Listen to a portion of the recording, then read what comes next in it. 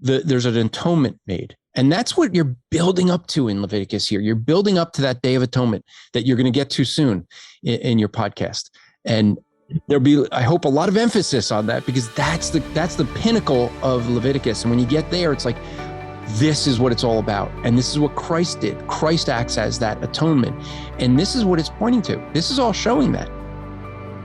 Faithful listeners, what you just heard was a clip from our guest for today's podcast episode, and his name is Andrew Rappaport, and he is a wonderful person that is a part of many different kinds of projects. He has written several books and has helped a lot of people navigate their way through Leviticus. He brings some fun into it, and he really shows the importance of these leprosy laws that we're going to talk about today and how they lead to the Day of Atonement. So continue to listen in.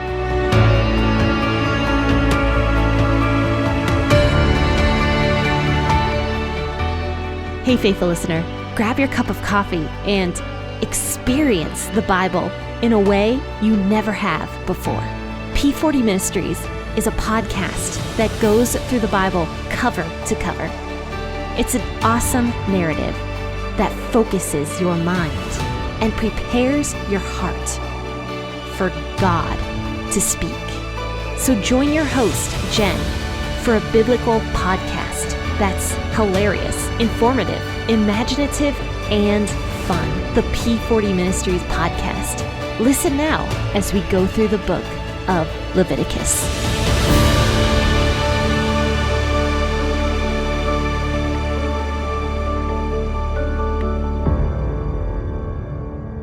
Hello and good morning, friends and faithful listeners. This is Jen here with the P40 Ministries podcast, the podcast that brings you the Bible consistently every single weekday to show you the relatability of the Bible in the modern day.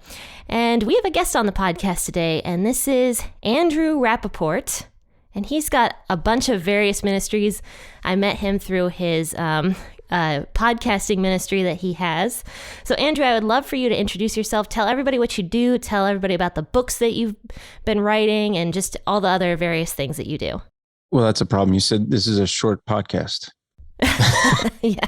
I am pastor of Grace and Truth Bible Church. I'm also the executive director at Striving for Eternity Ministries, which has part of its ministry, the Christian Podcast Community. So you can find those at strivingforeternity.org or christianpodcastcommunity.org. I have several podcasts myself. The two main ones I do is Andrew Rappaport's Rapport, which is a weekly one, about an hour long. And then we do a 2-hour Thursday night live show called Apologetics Live, where we answer any challenges or Bible questions.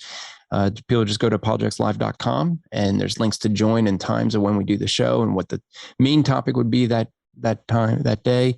And so books, I wrote What Do They Believe, which is a systematic theology of major Western religions. And then What Do We Believe, which is a Christian systematic theology. But most systematic theologies scare people. This one's only about 200 pages long. It's easy to read and yet very concise. And so a lot of people like it for that reason. It seems a lot of people use it for quick reference as well. And, in context with this episode on your show and the topic of Leviticus, as you and I talked, I might be the only person you have on talking in Leviticus that could be a genetic expert, meaning I'm actually a Levite.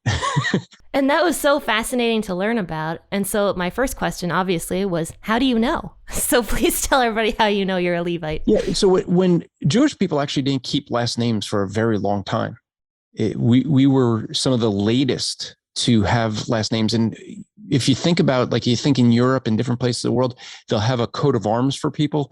Jewish people typically do not have a coat of arms. My family actually does. Somewhere back, we don't know when, but somewhere someone was given a coat of arms for Rappaport. But the way that the rabbis would do things is, and all people really, is when tribes are important to people, they keep the history record orally, even if it's, so a lot of people think like, in 70 AD, all the records are destroyed. You can't go back. I know even John MacArthur says this all the time. Well, we can't find out who would be Messiah after 70 AD because all the records were destroyed.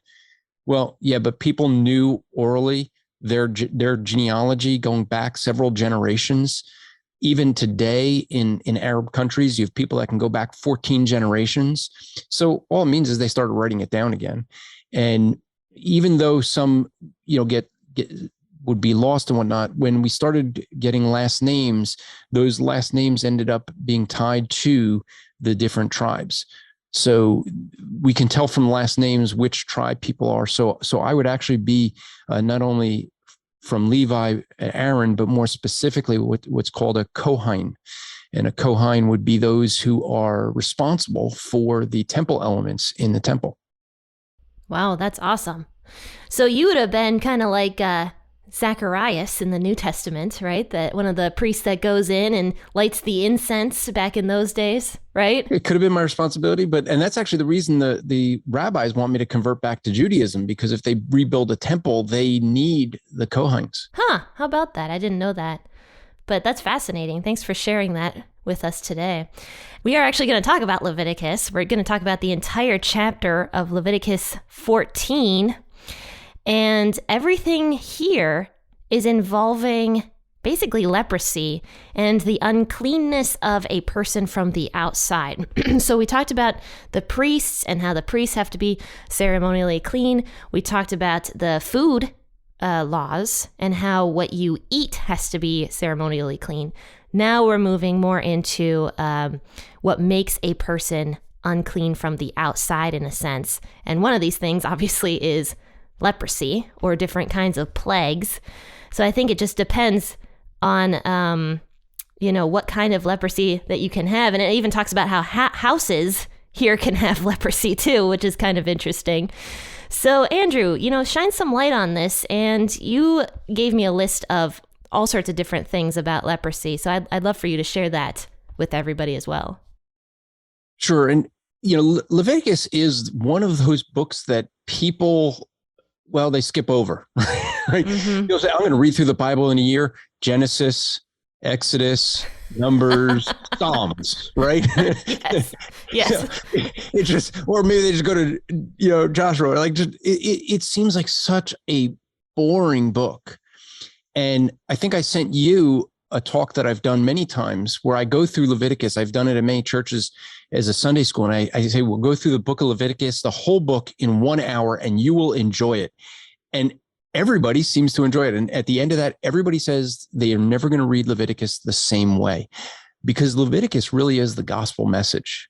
So from a high level, before looking at chapter 14, high level, what is Leviticus about? Leviticus is about the fact that we cannot be clean or pure.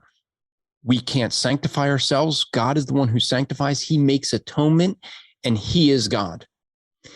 It's really a gospel message that you see. And a quick way to figure it is read through Leviticus and look for repetitive words. And you'll start to see that this book is going to come alive. One of the things with Leviticus is also it's a Jewish style of writing, which is different than our way in Western world. We would have a point upon a point upon a point, and the climax is at the end. That is not a Jewish way of doing it. It's more bookended. So your climax is in the middle. So you build up to a point and then you come down to a point. So building up to the point, which we're still doing in Leviticus 14, we're building up to the point that we cannot be clean. We are not pure. We are not deserving holiness and righteousness. We need to make atonement for that. It's going to build all the way up till the 17, 18, where 19, those chapters where you're going to eventually get to the climax is the Day of Atonement. And when you get there, now you're working down chapter 18, start looking for the phrase, I am the Lord. And you're going to see it over and over and over again, because now he reached that climax and he's talking about how God is God. And so the climax of it all is that we're working up to right now in chapter 14 is the Day of Atonement. That day that there will be the forgiveness of sin for the people. And this is now specific to, in chapter 14, to the leper.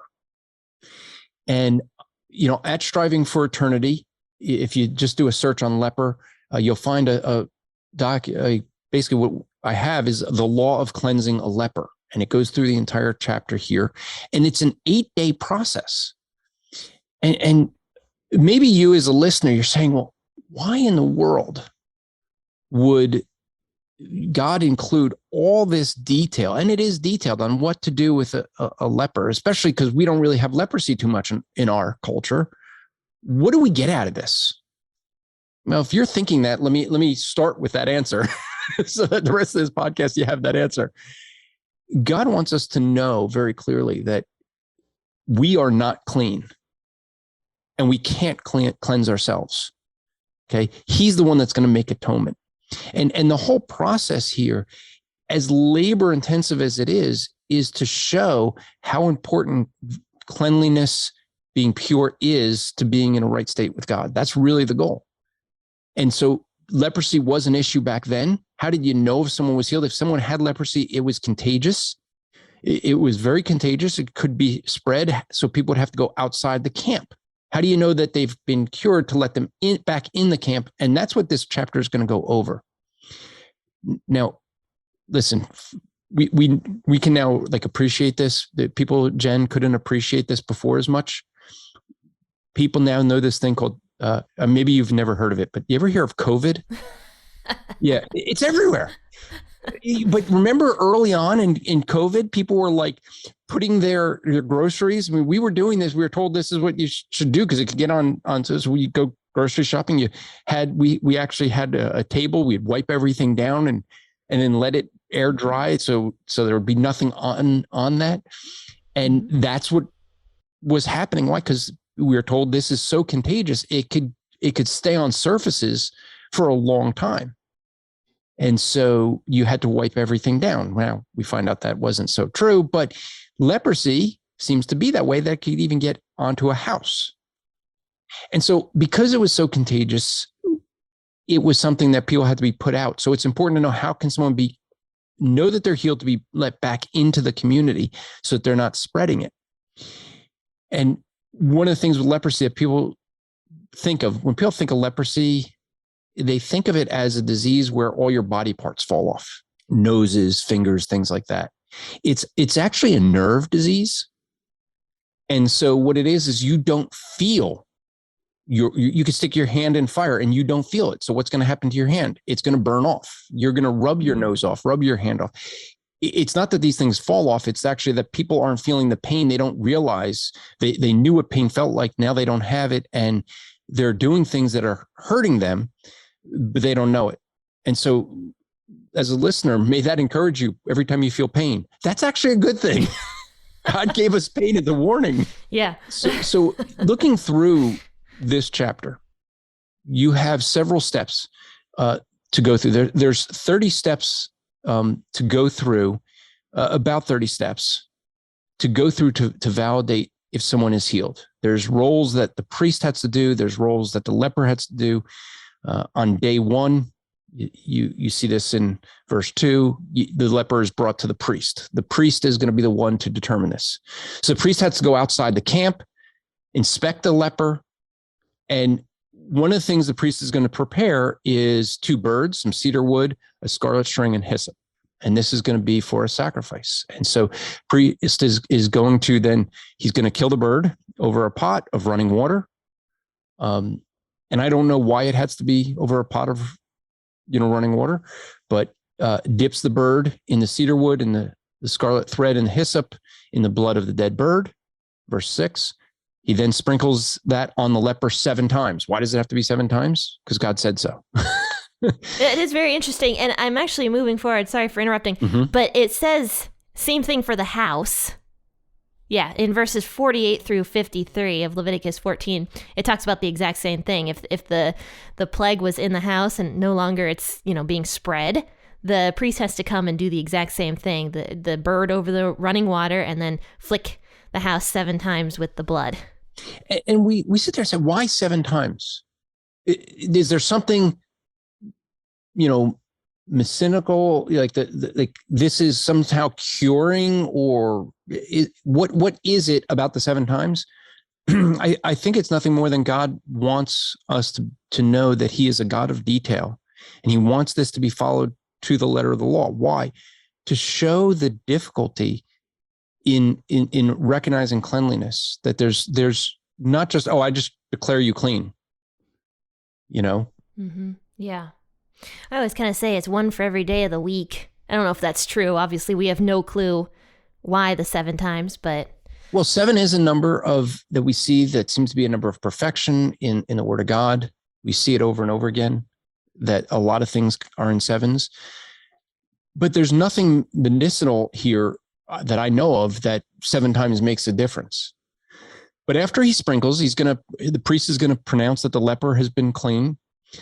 He's going to let the live bird go free into the field. And the thought is to see whether that many have, at least, is that the one bird that goes free, maybe it's to see whether that bird gets leprosy. But I think there's something more to here as well. I just recently at church was preaching Mark 15 with Barabbas being released instead of Jesus. And that reflects back to what we'll end up seeing in the law with the scapegoat, right? The Day of Atonement, you're going to have one goat that's released and one that's sacrificed. And that's, I think, an imagery that we have here, that one of these birds is going to be the scapegoat, the one one's going to be set free and one's going to be sacrificed for the cleansing of the leper. Right. And so there you have that imagery as well. And the idea there in that imagery of a scapegoat is that one of the 2 goats is a sacrifice for all the people. The other represents the forgiveness of the sin, that we're let go, that we could be forgiven. That's what Christ did on the cross, that he was the one that was sacrificed. Barabbas was the one that was let go. But Jesus was the one that died for all the people. And in that we can have the forgiveness. That's fascinating. I never even thought of that. And we just finished Mark chapter 15. One thing that's really interesting to me, and this has no real correlation at all, but I always correlate that a little bit with the president every year on Thanksgiving releasing the turkey. Well, that is where it comes from. And actually, I mentioned that in my sermon, which I'll... Oh, did you? Yep, I did. Because that's where that concept comes from, is the turkey that's released, where he's saved, he gets to go free. So the priest has all this responsibility in verse 8. Now what does the leper do? Well, leper has to wash his clothes, shave all the hair, bathe in water. Now you think, like, what's the big deal with that? Well, okay, they in that day didn't have indoor plumbing, so bathing wasn't something people typically did. You'd have to go to a place, either the wealthy would have baths or bath houses that the people could go to, but most people would go to a river and they would wash not just themselves, but their clothes with them, because they go into and wash both at the same time. Shaving the head or the hair is so that you could see the scalp to see if there's any signs of the leprosy. But then the leper can enter the camp, but he has to stay outside the tent for 7 days. So again, what you're seeing is there's a 7-day period for observation. We have a 2-week quarantine. I mean, isn't that's the idea that you have here? Okay. And so then at day 7, the leper is going to shave all the hair again, wash the clothes, bathe in water. Now, day 8, we see a change. And this is interesting, because here is where, in God's provision, he makes a difference between what is going to be the laws for cleansing of a leper for those who can afford it versus the poor. Because what you're going to have is, on day 8, a leper, for most people, the leper is going to offer 2 male lambs, a young lamb, 3/10 of fine flour with oil, and a log of oil. Where it's going to be different for the poor. The poor it's going to be 1 lamb, it's going to be 1/10 of flour, it's going to be 1 log of oil, and 2 turtle doves or two pigeons. So here you see that what we see within God's plan is that he is not going to excommunicate people who can't afford things because to keep them outside of the community. A leper was no way of working, no relationships. You have to be outside in an area where it's okay for lepers to be. That as we see and think back to when people were all sitting at home during COVID, and people were really having a hard time not seeing family, friends, not being able to go out. That's kind of the life of a leper. It wasn't just for 15 days, it's for life until you're cured. So you could see the importance of wanting to get back to community. And what we see is God doesn't sit there and say, well, for the poor, sorry, we have, you can't ever join back into community because you just can't afford it. No, God makes provision for that. So I do have a question, and I don't know if you know the answer to this or not, but leprosy, from my understanding, it was not something that people believed was curable, right? They kind of believed that it was just a curse and you just had to live with it. That is until Jesus came. Is that correct? Well, let me first say that I say on my Apologetics live show, I can answer any question you have about God in the Bible. I do think I don't know is a perfectly good answer. Yeah. But in this case, I do that on the streets when I do open air evangelism, and I start by going, I can answer any question you have about God in the Bible. And some heckler is going to give me this really tough question. I go, I don't know. They go, you said you can answer it. I said, I don't know is a perfectly good answer. It gets them laughing, and then we start sharing the gospel. Great. But I think what we have with this one is, you are correct. People did not think that leprosy could be cured. They did see it as a curse from God, and that's why you go to the priest if you're claiming to be cleansed. And even today, leprosy does exist. I forget the common name for it now. It's not very common, but it is something that does exist in parts of the world. Back in the first century, because they didn't understand nerves and things like that, they couldn't tell people how to deal with it to prevent the consequences of it. And so, and it's able to be contained more. So you don't have to be outside of the camp. So it was seen as a curse. When people would have leprosy, that's what they thought. God was cursing them. And therefore, the only way you could be healed is from God. And that's why in chapter 14, we're focused on leprosy as he's getting closer to that Day of Atonement, working up. This is something that's seen as only God can do. Only God can do this curing. What is the priest doing? Is the priest actually healing the person? No. The priest is there to identify this person has been cleansed. He's acting as a mediator between God and men, and he's just declaring what has happened. But where's the credit? Well, it's going to God. It's God who people would see has done the healing. Mm-hmm. Exactly. And I believe the priest, which we talked about, I think in Leviticus 13, the priest could also tell the person that they have leprosy as well. So that was basically the role of the priest in all of this, was to show that they have leprosy and then to express that they did in fact get cleansed of the leprosy. And then that would be, at that point, they could do the sacrifice and hopefully be done with the leprosy thing.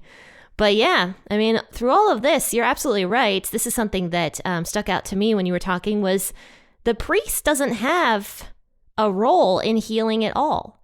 It's all up to God. And this was more, I think, to show the people, especially back in these pagan times, that priests were not to be worshipped.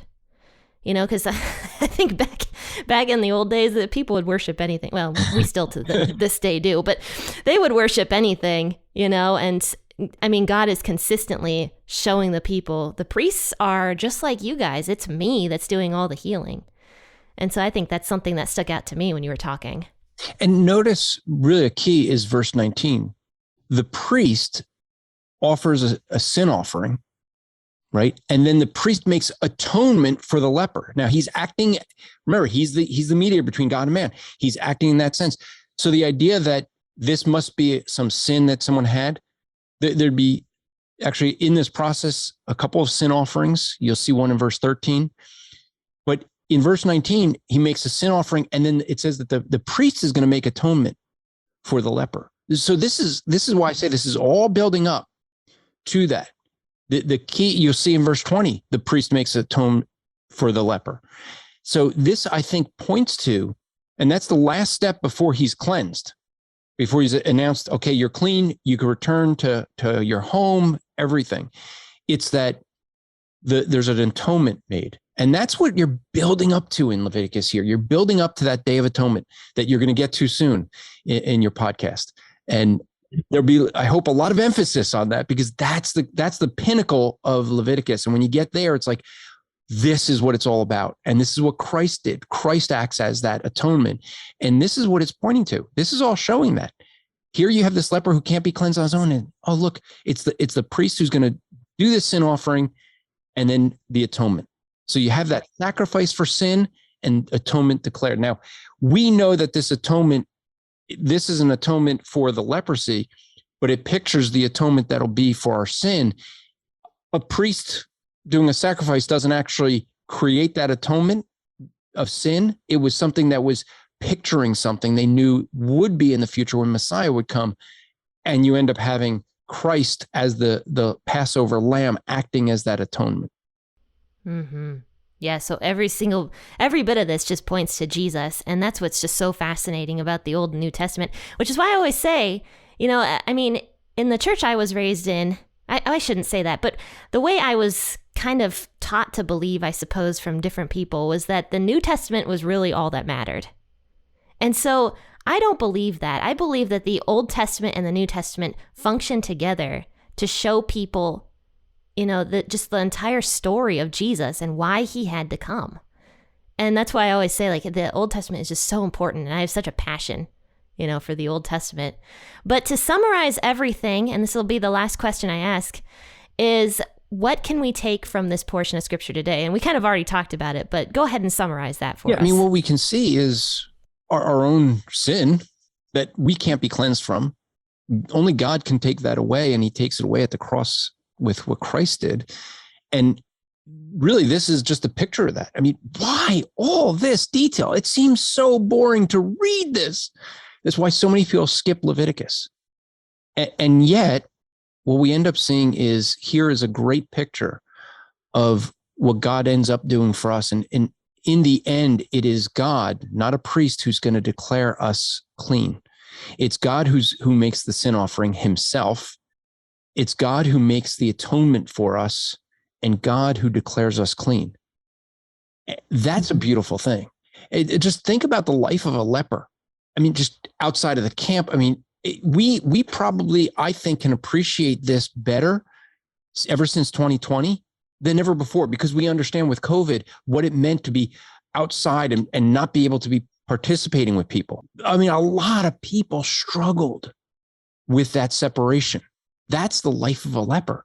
To be able to be restored to that. And I know that this is a case for many, many churches. When they finally were allowed to meet again, I spoke to dozens and dozens of pastors that all had the same thing, that the fellowship in their church was so much sweeter. People didn't want to go home anymore. Where before COVID, people would just, church service is over, they get home so that they could worship that pigskin on the TV, the football, and you said we worship anything, right? So after COVID, that changed. People appreciated because the fellowship, because they never were without it until that period of time. And that was a regular thing for a lot of people. Well, think about it for the leper. Now think about it even more for you and I, who were dead in our trespasses and sins, made alive through Christ. What is that fellowship that when we get to be in his presence, how much greater that's going to be? That's the rejoicing the leper had pales in comparison to that rejoicing that we'll have. Thank you so much, Andrew, for coming on the podcast and sharing that with us. And no. I think there's something we have to mention though before we end. I think today. Let me check. What's today? Oh, I think today is your birthday. Oh, yeah, it is. How do you like them apples? Yeah, I'm officially 28 years old. You'll stop counting when you hit like 40. Don't worry. It's funny because I've heard many people say that when you hit 27, that's when the mild aches and pains start. Oh no! It was. Give it time. Give it time. Give it time. Yeah. No, but I'm telling you, I started getting aches and pains last year, so that was it for me. Well, I get some aches and pains. My wife says it's probably because I'm running like half marathons a day, so maybe that has something to do with it. I don't think so. Yeah, you're a runner, right? That's something you say you do often. I do a lot of running. I used to do a lot of martial arts. I do some weightlifting. try to keep myself in shape. I do some swimming on occasion. I don't really like to, but I take swim lessons because I'm terrified of the water. So I have a friend that teaches me swim. So yeah, but that's about all I do. Well, happy birthday to you. Yeah, thank you. But thanks so much for coming on the podcast. I really appreciate it. And I think you brought some great insight into Leviticus chapter 14. And so, you know what, everybody? I'm going to drop some links to Andrew and everything that he does in the bio of this podcast episode. Navigate over to everything Andrew does. Take a look at some of the stuff that he's a part of, his books, and his ministry, of course. But friends and faithful listeners, thanks so much for tuning in this morning. Happy listening, and God bless.